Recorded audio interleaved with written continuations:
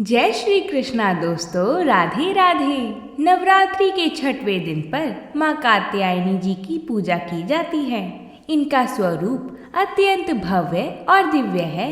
आज हम सभी माँ दुर्गा की पौराणिक कथाओं को सुनकर माता की कृपा को प्राप्त करेंगे। तो आइए माता की कृपा से कथा को प्रारंभ करते हैं।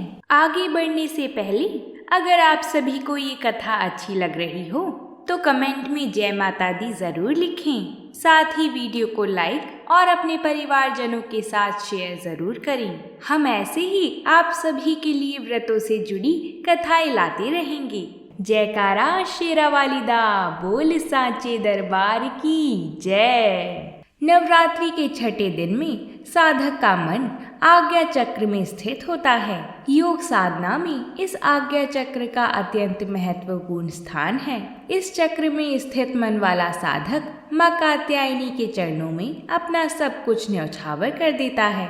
भक्त को सहज भाव से माँ कात्यायनी के दर्शन प्राप्त होते हैं। इनका साधक इस लोक में रहते हुए भी अलौकिक तेज से युक्त होता है।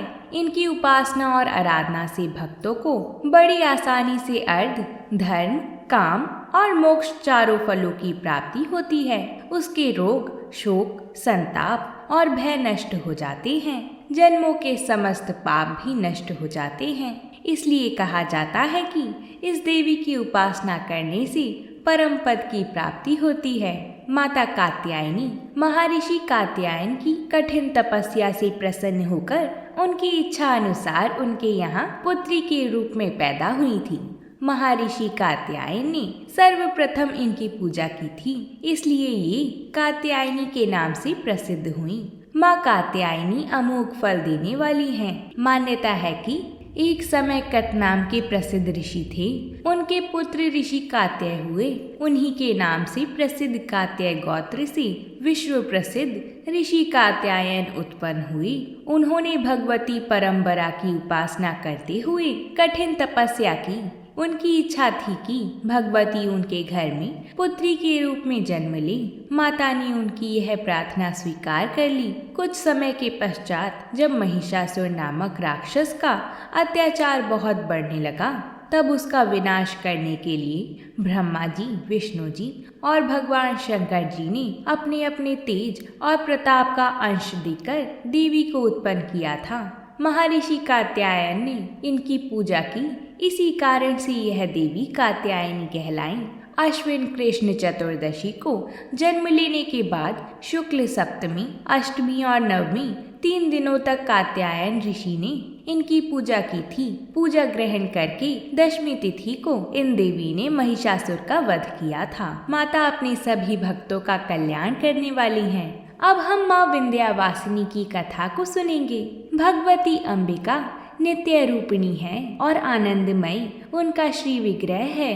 वह सर्वोपरि हैं। यह चराचर जगत उनकी ओत प्रेत है। उन्हीं की आराधना के प्रभाव से ब्रह्मा जी इस चराचर जगत की रचना करते हैं। भगवान विष्णु इस जगत का संरक्षण करते हैं। भगवान रुद्र पर उनकी कृपा दृष्टि पड़ी, तभी संसार के संहार में वह सफल हो सके।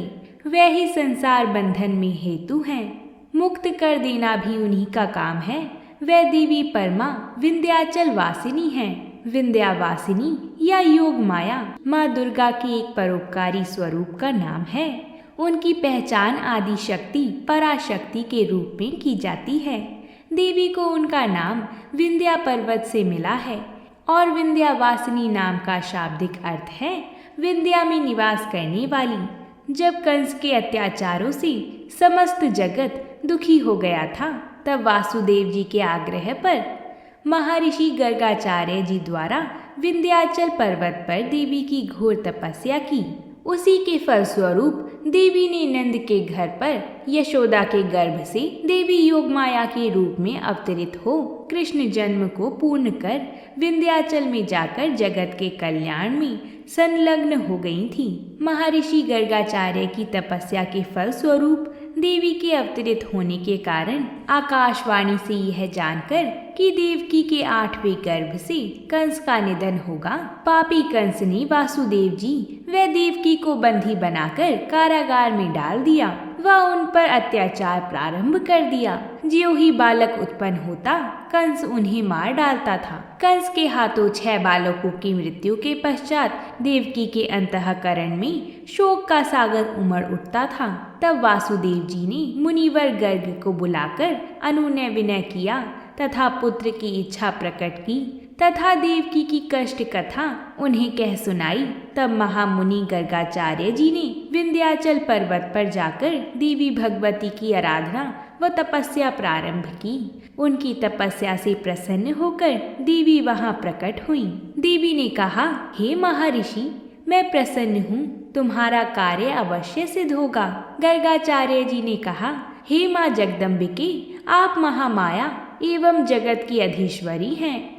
हे भवानी, आपकी छवि कृपामयी है, आपको बारंबार मेरा नमस्कार है। देवी ने कहा, तुमने बड़ी अद्भुत तपस्या की है, मैं तुम्हारी भक्ति से भली भांति प्रसन्न हूँ। हे यदुवंशियों के आचार्य महर्षि गर्गाचार्य, आप अपना अभिलक्षित वर मांगो। गर्गाचार्य जी बोले, इस समय संपूर्ण सृष्टि महापापी कंस के पापों से दुखित हो रही है। हे देवी, इस जगत का उद्धार कीजिए। देवी ने कहा, हे मुनिवर, जगत के कल्याण के लिए तुमने जो कामना की है वह अवश्य पूर्ण होगी। पृथ्वी का भार दूर करने के लिए मैंने श्री विष्णु जी को आदेश दिया है। वह वासुदेव के यहाँ देवकी के गर्भ से अपना अंश अवतार ग्रहण करेंगे। उनके प्रकट होते ही वासुदेव जी कंस के डर से उन्हें लेकर गोकुल में नंद जी के घर पर पहुंचा देंगे। साथ ही यशोदा की कन्या को ले जाकर अपने यहाँ आए हुए कंस को दे देंगे और कंस उस कन्या को भी मारना चाहेगा। इतने में ही वह कन्या कंस के हाथों से छूट जाएगी। उसका अत्यंत मनोहर रूप हो जाएगा।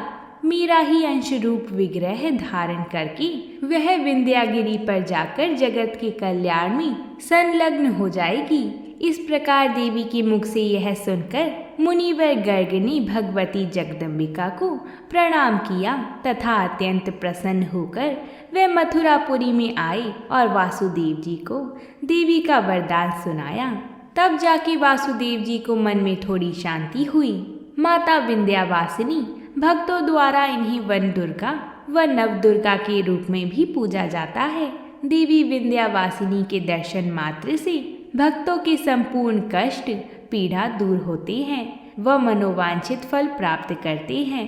माँ विंध्यावासिनी की आराधना से संतानहीनों को संतान की प्राप्ति होती है। जो माँ विंध्यावासिनी का नित्य श्रवण करता है उसके लिए कहीं कुछ भी दुर्लभ नहीं होता। जगत में उनकी कीर्ति फैल जाती है। तो बोलिए विंध्यावासिनी माता की जय। अब हम अन्नपूर्णा माता की कथा को सुनेंगे। एक समय की बात है, काशी निवासी धनंजय की पत्नी का नाम सुलक्षणा था। उसे अन्य सब सुख प्राप्त थे, केवल निर्धनता ही उसके दुख का एकमात्र कारण था। यह दुख उसे हर समय सताता रहता था। एक दिन सुलक्षणा पति से बोली, स्वामी आप कुछ उद्यम करो तो काम चले। इस प्रकार कब तक काम चलेगा? सुलक्षणा की बात धनंजय के मन में बैठ गई और वह उसी दिन विश्वनाथ शंकर जी को प्रसन्न करने के लिए बैठ गया और कहने लगा, हे देवाधिदेव विशेश्वर, मुझे पूजा पाठ कुछ आता नहीं है, केवल आपके भरोसे बैठा हूँ। इतनी विनती करके वह 2-3 दिन तक भूखा प्यासा बैठा रहा। यह देखकर भगवान शंकर ने उसके कान में अन्नपूर्णा अन्नपूर्णा अन्नपूर्णा अन्नपूर्णा कहा। इस प्रकार 3 बार कहा। यह कौन क्या कह गया? इसी सोच में धनंजय पड़ गया कि मंदिर में आती ब्राह्मणों को देखकर पूछने लगा, पंडित जी अन्नपूर्णा कौन है? ब्राह्मणों ने कहा, तू अन्न छोड़ बैठा है सो तुझे अन्न की ही बात सूझती है। जा घर जाकर अन्न ग्रहण कर ले। धनंजय घर गया, स्त्री से सारी बात कही। वह बोली, नाथ चिंता मत करो, स्वयं शंकर जी ने यह मंत्र दिया है, वह स्वयं ही खुलासा करेंगे। आप फिर जाकर उनकी आराधना करो।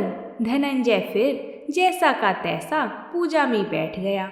रात्रि में शंकर जी ने आज्ञा दी और कहा, तू पूर्व दिशा में चला जा।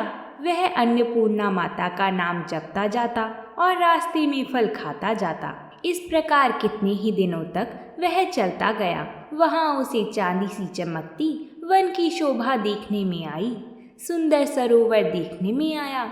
उसके किनारे कितनी ही अप्सराएं झुंड बनाए बैठी थी, एक कथा सुनती और सब मिलकर माँ अन्नपूर्णा इस प्रकार बार बार कहती थी। धनंजय ने उसके पास जाकर पूछा, हे देवियों, आप यह क्या करती हो? उन सब ने कहा, हम सब माँ अन्नपूर्णा का व्रत करती हैं। धनंजय ने पूछा, व्रत पूजा करने से क्या होता है? यह किसी ने किया भी है? इसे कब किया जाता है? वह कहने लगी, इस व्रत को सब कर सकते हैं। 21 दिन तक के लिए 21 गांठ का सूत लेना चाहिए। 21 दिन यदि ना बने तो एक दिन उपवास करें। यह भी ना बने तो केवल कथा सुनकर प्रसाद ले लें। निराहार कथा कहें, कथा सुनने वाला कोई ना मिले तो पीपल के पत्तों को रखकर सुपारी या घृत कुमारी वृक्ष को सामने कर, दीपक को साक्षी कर, सूर्य, गाय, तुलसी या महादेव को बिना कथा सुनाई मुख में दाना ना डालें। यदि भूल से कुछ पड़ जाए तो एक दिवस फिर उपवास करें। व्रत के दिन क्रोध न करें और झूठ ना बोलें। धनंजय बोला, इस व्रत के करने से क्या होता है? वह कहने लगी, इसके करने से अंधों के नेत्र मिल जाती हैं, लूलों के हाथ मिले, निर्धन के घर धन आए, बांझी को संतान मिले, मूर्ख को विद्या आए। जो जिस कामना से व्रत करे माँ उसकी इच्छा पूरी करती हैं। वह कहने लगा, मेरे पास भी धन नहीं है, विद्या नहीं है, कुछ भी तो नहीं है। मैं तो दुखिया ब्राह्मण हूँ, मुझे इस व्रत का सूत दोगी? कन्याओं ने बोला, हाँ भाई, तेरा कल्याण हो, हम तुम्हें अवश्य देंगे। ले, इस व्रत का मंगल सूत ले। धनंजय ने व्रत किया। व्रत पूरा हुआ तभी सरोवर में से 21 खंड की स्वर्ण सीढ़ी हीरा मोती जड़ी हुई प्रकट हुई। धनंजय बोला, जय अन्नपूर्णा माता, जय अन्नपूर्णा माता, और ऐसा कहता जाता था। इस प्रकार कितनी ही सीढ़ियां उतर गया तो क्या देखता है कि करोड़ों सूर्य से प्रकाशमान अन्नपूर्णा माता का मंदिर है। उसके सामने स्वर्ण सिंहासन पर माता अन्नपूर्णा विराजमान है। सामने भिक्षा हेतु भगवान शंकर खड़े हैं। दिवांगनाएं चंवर डुलाती हैं। कितने ही हथियार बांधे पहरा देती हैं। धनंजय दौड़कर जगदम्बा के चरणों में गिर गया। देवी उसके मन का कलेश जान गई थी। धनंजय कहने लगा, माता, आपको अपनी दशा क्या बताऊं? माता बोली, मेरा व्रत किया है, जा संसार तेरा सत्कार करेगा। माता ने धनंजय की जीहवा पर बीज मंत्र लिख दिया। अब तो उसके रोम रोम में विद्या प्रकट हो गई। इतने में क्या देखता है कि वह काशी विश्वनाथ के मंदिर में खड़ा है। माँ का वरदान ली। धनंजय घर गया, सुलक्षणा से सब बात कही। माता जी की कृपा से उसके घर में संपत्ति उमड़ने लगी। छोटा सा घर बहुत बड़ा गिना जाने लगा। जैसे शहद के छत्ते में मक्खियाँ जमा होती हैं, उसी प्रकार अनेक सगे संबंधी आकर उसकी बड़ाई करने लगे। इतना धन और इतना बड़ा घर, सुंदर संतान नहीं तो इस कमाई का कौन भोग करेगा? सुलक्षणा से संतान नहीं है, इसलिए तुम दूसरा विवाह कर लो। अनिच्छा होते हुए भी धनंजय को दूसरा विवाह करना पड़ा और सती सुलक्षणा को सौत का दुख उठाना पड़ा।